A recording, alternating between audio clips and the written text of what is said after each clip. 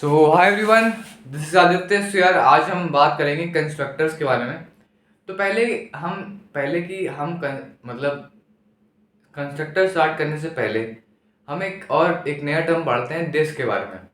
अब दिस क्या है, तो पहले देखते हैं। दिस एक कीवर्ड है। दिस एक कीवर्ड है जो कि करंट ऑब्जेक्ट को बताने के लिए यूज करते हैं लोग।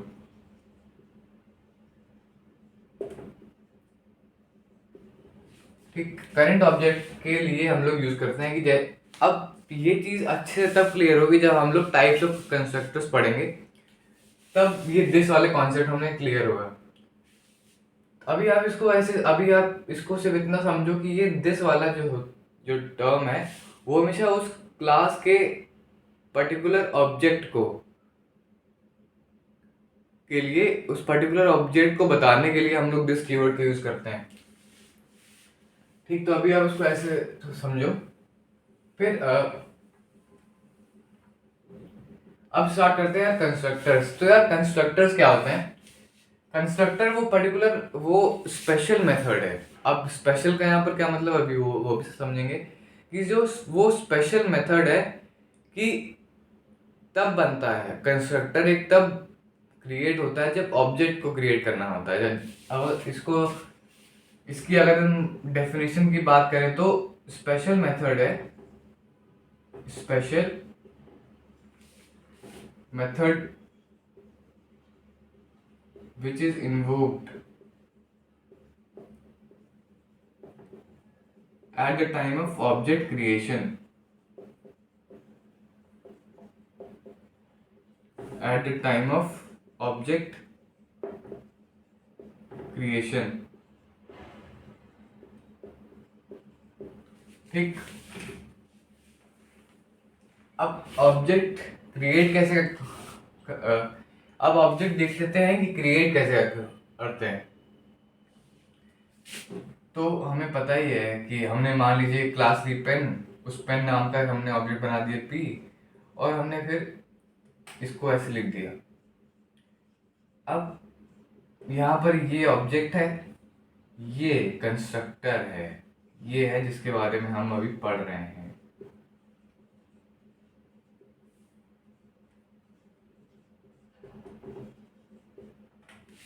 समझे?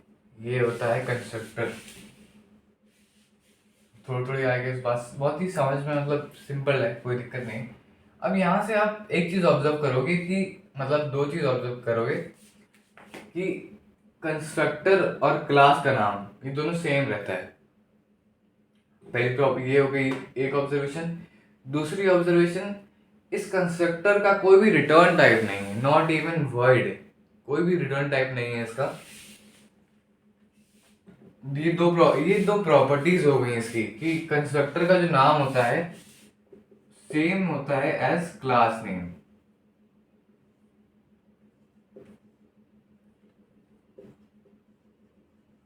Same as class name.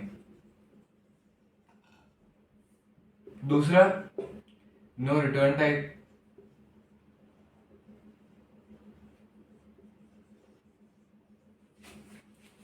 ठीक, अब तीसरी प्रॉपर्टी क्या होती है? ये कंस्ट्रक्टर तभी कॉल होता है जब एक ऑब्जेक्ट को बनाया जाता है।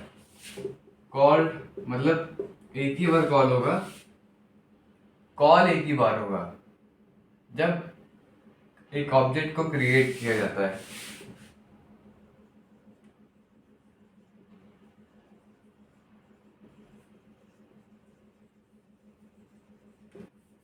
Object is created.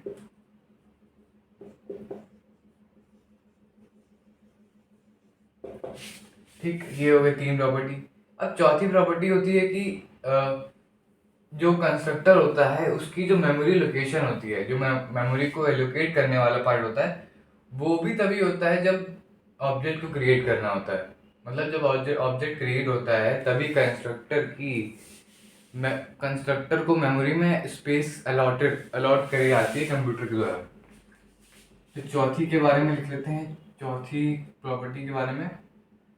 Memory is allocated, इसको लिख सकते हैं memory is allocated at the time of object creation, या फिर ऑब्जेक्ट क्रिएशन, या when constructor is called allocated when constructor is called. अब यहाँ थोड़ी सी स्पेस कम है तो ऐसे लिख सकते हैं, कुछ दिख रहा होगा। अब ये एल है, लिख नहीं पा रहा हूँ। व्हेन कंस्ट्रक्टर इज कॉल्ड, ठीक। तो ये 4 प्रॉपर्टीज हो गई इसकी। सबसे पहली प्रॉपर्टी कि कंस्ट्रक्टर का जो नाम होता है वो सेम होता है क्लास के नाम से। दूसरी, कोई इसका रिटर्न टाइप नहीं होता। तीसरी, ये तभी एक ही बार कॉल करा जाता है, जो कंस्ट्रक्टर होता है वो एक ही बार कॉल होती है।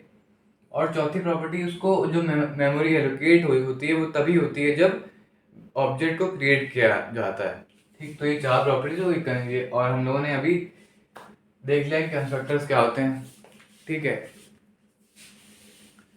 अब एक और बात करते हैं कि अगर हमने ये कंस्ट्रक्टर बनाया है मेन फंक्शन में, राइट। अब मेन फंक्शन में हमने इस कंस्ट्रक्टर को बनाया, तो इस कंस्ट्रक्टर को हम लोगों ने बनाया मेन फंक्शन में, ठीक है। तो अगर हमें इसको क्लास में, मतलब हमें यूज करना है क्लास में कि मान लीजिए हमने कंस्ट्रक्टर नाम का ही एक मेथड बनाया है, एक फंक्शन बनाया क्लास के अंदर। मान लीजिए पेन नाम का एक फंक्शन बनाया है मैं क्लास के अंदर, जिसमें हमने डेफिनेशन पास कर दी। कोई भी एक काम, मतलब कोई भी चीज़ प्रिंट करवाने के लिए हमने एक स्ट्रिंग दे दी, XYZ हमने स्ट्रिंग दे दी उसको। अब ये जो डेफिनेशन दी है इस फंक्शन को, पेन वाले फंक्शन को, तो ये जो पेन वाला फंक्शन है ये डिफ़ॉल्ट कंस्ट्रक्टर के फॉर्म में भी आप उसको समझ सकते हो कि ये डिफ़ॉल्ट फंक्शन है। अब ये डिफ़ॉल्ट फंक्शन हम लोगों ने बनाया है। अगर हम लोग इसको ना बनाएं तो जो कंपाइलर होता है वो ऑटोमेटिकली एक डिफ़ॉल्ट कंस्ट्रक्टर बना देता है क्लास के अंदर, जिसके अंदर कोई डेफिनेशन नहीं होती। हम लोग इसमें कोई भी डेफिनेशन दे सकते हैं और मेन फंक्शन के थ्रू इसको कॉल कर सकते हैं थ्रू द ऑब्जेक्ट पी, ठीक है। अब हम लोग नेक्स्ट वीडियो में इसके टाइप्स के बारे में पढ़ेंगे। तो आई होप आपको आज तक समझ में आया होगा। तो जो भी आपके कमेंट्स होंगे, जो भी आपकी क्वेरीज होंगी, वो आप कमेंट सेक्शन में पूछ सकते हैं। तो टिल देन नेक्स्ट वीडियो में मिलते हैं, ठीक।